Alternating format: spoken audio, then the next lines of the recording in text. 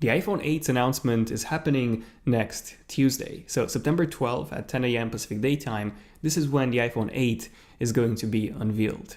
And as you all probably know, the iPhone 8 is going to be the biggest change ever since the original iPhone back in 2007. So it's coming with a ton of changes, and not just design changes, but a lot of new features in general. So here's my top 20 of the best upcoming features on the iPhone 8. So yeah, grab some snacks like popcorn or some nuts and enjoy.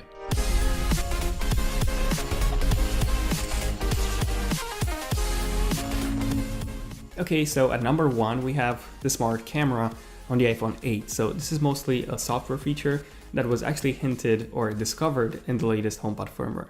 And here you can see a few different scenes that the iPhone 8's camera will be able to detect. So smart cam, scene document, scene fireworks, scene foliage, scene sky, scene pet, and much more. So what this means is that the iPhone's camera will be able to distinguish between different environments and also different objects such as fireworks, grass, even your pets, and so on. And then it will be able to adjust its settings automatically. So sort of like how DSLRs have multiple modes, multiple photography modes such as landscape, portrait, and so on. But this is going to be much smarter than that, and also automatic. Now we've also had a few mentions of freeze motion. So this is most likely a feature that detects a fast moving object and then it automatically increases the shutter speed, and it will most likely take multiple shots and then select the sharpest one. Number 2, we have tap to wake. So since on the iPhone 8 we don't actually have a home button indentation or anything basically in place of the actual home button. So the iPhone 7 had an indentation for their home button, and then the previous iPhones actually had a physical home button. So on the iPhone 8 it would be kind of difficult waking the phone up if you want to just check your notifications or if you want to check the time. However, that won't actually be the case, because just as we already have on so many Android smartphones, the iPhone 8 will also support tap to wake. So this was hinted in the HomePod firmware. So when you tap on the display while the display is off, it will just light up and show you your lock screen. Now the iPhone 7 was the first iPhone to come with water resistance, and the iPhone 8 is going to take this even further. So the water resistance rating is going to be increased from IP67, which is what we had on the iPhone 7, to IP68. So this means that basically we'll be able to submerge it in more than 1 meter of water up to 30 minutes. So most likely 1.5 meters, so like we have on the Samsung Galaxy S8. And then the iPhone 8 is also coming with improved AR. So true AR functionality is added in iOS 11 with ARKit. And with ARKit, developers are simply able to make some really impressive AR apps which could never be done before ARKit. Now ARKit works best on the iPhone 7 Plus, since you have 2 camera modules on the back. The iPhone 8 is also going to come with 2 camera modules, by the way, but ARKit is going to work so much better on the iPhone 8, since you have so many more sensors, especially on the front-facing camera. So you have an infrared transmitter, and then you have an infrared receiver, and those would actually be able to measure depth more accurately than just the two camera modules on the iPhone 7 Plus. So ARKit would be massively improved on the front-facing camera and slightly improved on the back-facing camera on the iPhone 8. Then the iPhone 8 is also going to come with a longer power button that a lot of people, including myself, believed it was for the fingerprint scanner, which is not going to be included on the front anymore. That's because there's no home button on the front. However, it seems that this is actually not going to be the case. So it's not going to be the fingerprint scanner anymore, apparently. So a lot of sources have said that this is just, a piece of metal with no components inside. So what's the reason why Apple has decided to include this on the iPhone 8 then? Why is it longer? Well, apparently it's longer just because Apple wanted to make it longer because it's easier to press. So yeah, that's the only reason. But then developer Gilherme Rambo, he found a hint that the power button will also let you activate Siri by holding it down. And some reports have also hinted at the possibility of launching the camera, by the way, by simply pressing the power button. So this is a bit weird. What does this all mean? Well, it can mean 2 things. So the first one is that the power button is going away. So it will just act as a camera button and as a Siri button if you hold it down, which I actually think is a pretty good idea. How many of you actually turn off your iPhone? How many of you? I mean, obviously when you run out of battery, it turns itself off, but then you just charge it and it's back on again. And yeah, most people just leave their phones on all the time. And then also in iOS 11, you actually get a shutdown option in the settings, which is pretty interesting. And then option number 2, maybe the power button functionality is still there, but you just activate it by, I don't know, double pressing and holding the power button instead of just holding it, or, you know, different gesture. So which one of these do you think is more likely to happen? And which one of these would you actually prefer? I think I would definitely choose activating the camera and Siri instead of, you know, the power button functionality. Then another big improvement is going to be Taptic Engine 3.0 for a more realistic feel.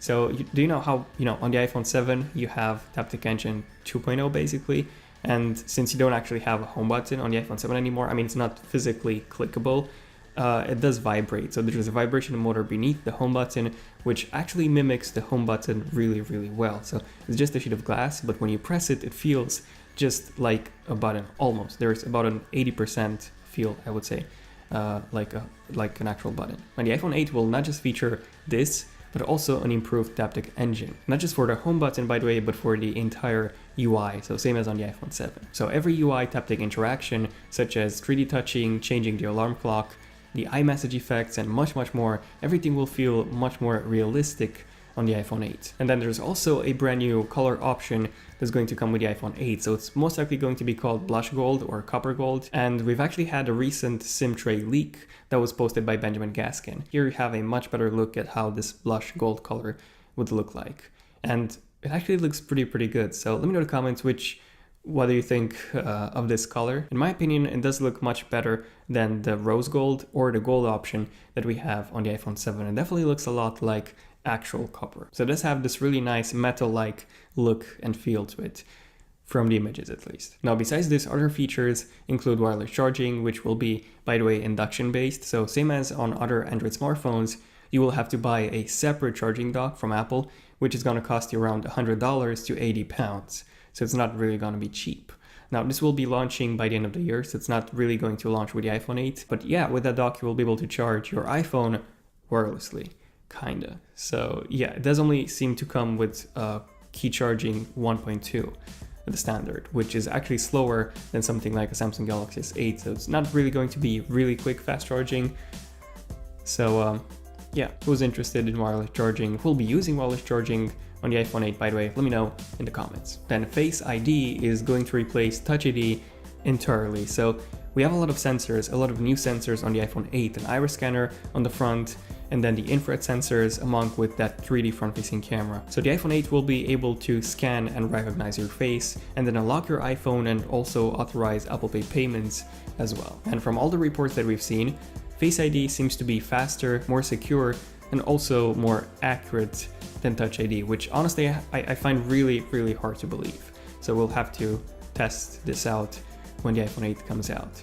And by the way, Bloomberg reports that it will be able to unlock your face, scan your face and unlock the iPhone when it's resting flat on the table. Obviously, this would mean that, the angle of the lens, at least the iris scanner lens, would have to be really, really wide. And along with all this, the OLED display will be one of the biggest changes coming to the iPhone. So what does this mean? Well, it means more vibrant colors, infinite contrast actually. An OLED display can actually has an infinite contrast ratio, which is pretty cool. And then the best part about an OLED display is the lower power consumption and of course those perfect deep black levels. Then the display is also getting twice more fluid than on every single Apple device before it, except for the iPad Pros. So with ProMotion technology, which is the same as on the 2017 iPad Pros, we will be getting a much better battery life and, more importantly, double the refresh rate. So from 60 Hz to 120 Hz. So games, apps, and pretty much everything you do would be twice more fluid than before. Then there's also a 512 gigabytes option, which is most likely going to come. Now, I really don't know why anyone would be using 512 gigabytes, especially since now everything is moving towards cloud storage. But still, you have that option in case you really need it. And apart from all this, we're also getting some very big camera improvements, especially when it comes to video. So 4K video at 60 frames per second on both the back and the front-facing camera, along with a larger aperture, a larger sensor, both of which would improve low light performance. And then the front-facing camera is also getting a big bump in resolution. So from 7 megapixels, which is what we had on the iPhone 7, to between 9 or 12 megapixels. So pretty big improvement in terms of the cameras, especially the front-facing camera. Now, speaking of the camera, we're also getting one more improvement, and that's in terms of the dual back-facing camera. So we're getting optical image stabilization, or OIS, on both the camera modules of the dual module camera. So this means that the zoom lens will also support OIS, which means that your shots will be much more stabilized and also much better in low light, since the zoom lens on the iPhone 7 didn't have an OIS, so they were much more lower quality than they will be on the iPhone 8. And then also the zoom lens is also getting a larger aperture, so again, much better low light performance. And the iPhone 8 is also going to come with an L-shaped battery. So this is going to be around 2700 milliamp, which is actually significantly larger than the iPhone 7 one. That one was 1960 milliamp. So it's smaller than the iPhone 7 Plus's one, which is 2900 milliamp. But considering how small the iPhone 8 is when compared to the iPhone 7 Plus, this is still a pretty large battery increase considering the size of the iPhone 8. And then speaking of the battery life, something that's going to decrease the battery life is going to be the display. Yes, it is an OLED display, but it's also a high resolution display. So 2436 by 1125, which would translate to a PPI of 462. This resolution, by the way, there's a chance that it's 2800 by 1242, so even higher than this. And then the home button is getting smarter. Even though you won't have an actual physical button, it will be a virtual one, and you will be able to interact with the new home button via, different gestures. Now, in case you want to learn more about how this new home button on the iPhone 8 would actually work, I've done a separate in-depth video just on how the home button on the iPhone 8 would actually work. So yeah, feel free to check this video, it's pretty interesting. And then speaking of interesting things, well, the design is really interesting, and it actually reminds us a lot of the old. So it is a new design, but it reminds us of the iPhone 4S and the iPhone 4 with those stainless steel borders and, the glass back instead of the aluminum back that we had on the iPhone 4 and the iPhone 4S.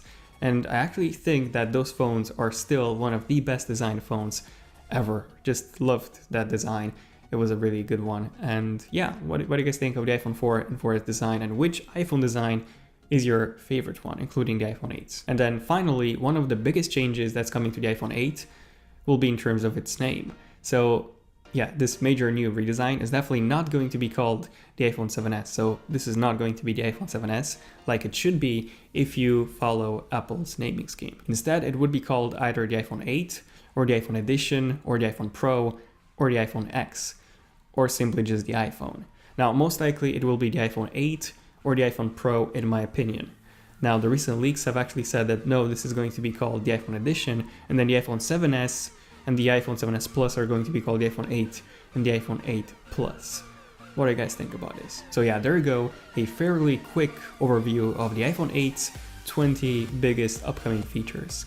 So let me know in the comments, which feature are you expecting the most? Which one do you think will be the most useful one for you? If you want to see more in-depth videos like this one, feel free to subscribe. I've got some pretty cool videos coming soon. And then also don't forget to enable notifications on my channel.